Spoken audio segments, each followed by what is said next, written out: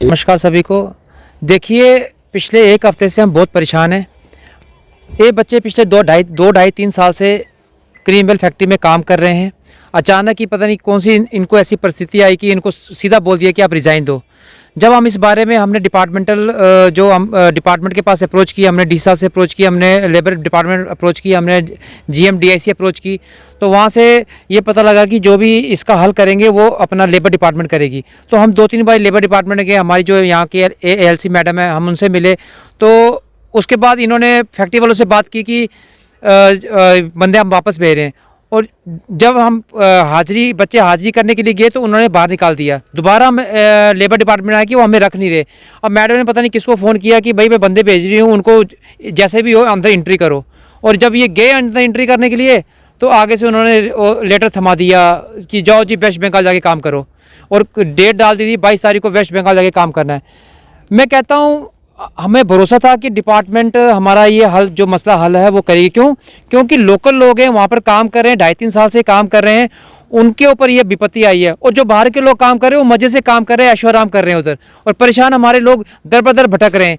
तो labour department से पूरी हमें उम्मीद थी कि वो हमारी मदद करेगी इस मसले पे, लेकिन इतना असहाय नज़र आया मुझे ये लेबर डिपार्टमेंट कि ये अपने लोगों के हितों की रक्षा नहीं कर पाए। लेबर डिपार्टमेंट, ठीक है ना, उनके इंटरव्यून से ये हुआ कि रिज़ाइन तो छोड़ो, उन्होंने वेस्ट बंगाल के लिए बोल दिया। तो क्या लेबर डिपार्टमेंट में हमारी इसमें मदद की है? कुछ भी नहीं की है।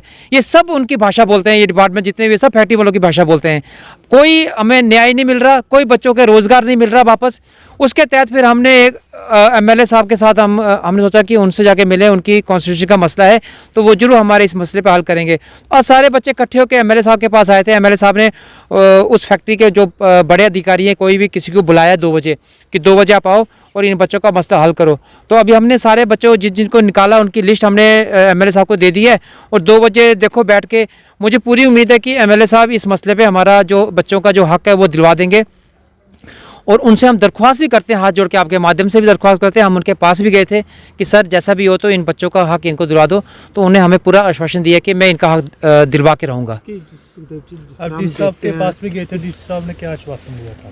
DC साहब ने कहा था कि लेबर डिपार्टमेंट को मैं फॉरवर्ड करता हूं। देखो, ये जो मसला है इसमें जो डायरेक्ट इंटरवीन करता है वो लेबर डिपार्टमेंट करता है। लेबर डिपार्टमेंट के पास अब वो हम जाते हैं, वो हमें कानून पढ़ाने लगते हैं कि इस कानून में ये है, वो है, ये है, वो है।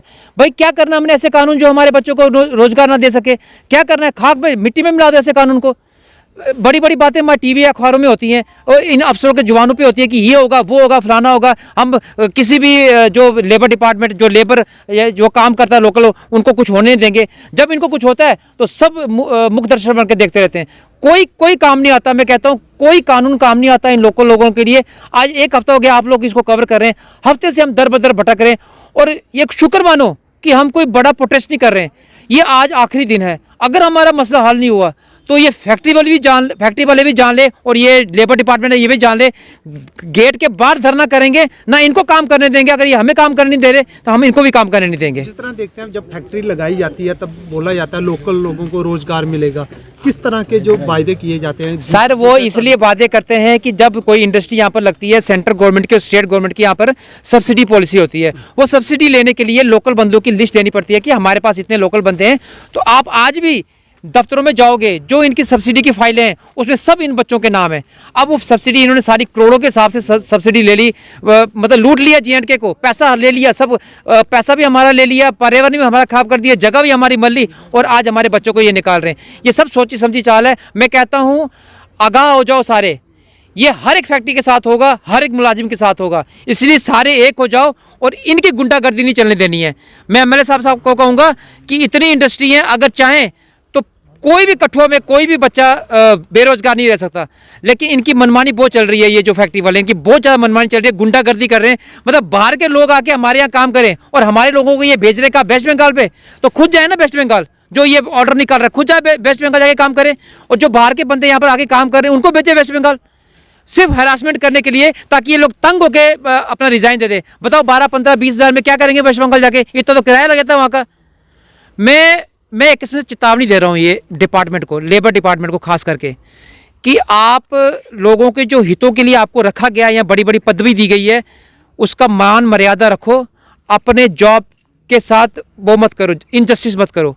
अगर लोगों को जस्टिस नहीं मिला, इनको हक नहीं मिला, तो ये बस देख ले कि हमने कल या परसों से क्या करना है। बाकी एमएलए साहब के साथ हमें पूरा भरोसा है कि ये शायद हो सकता है कि हमारा आज मसला हल कर दें, और भगवान से मैं यही अरदास करता हूँ कि हमारा मसला हल हो जाए। हम ऐसा कोई काम ना करें जो कानून के विरुद्ध हो, जो हम कानून को साथ मानने वाले लोग हैं। देखो, और पिछले एक हफ्ते से कानून के पास ही जा रहे हैं अपना हक मांगने के लिए। इसलिए जब पानी सर से ऊपर हो जाएगा तो फिर जो करना होगा वो करेंगे हम लोग।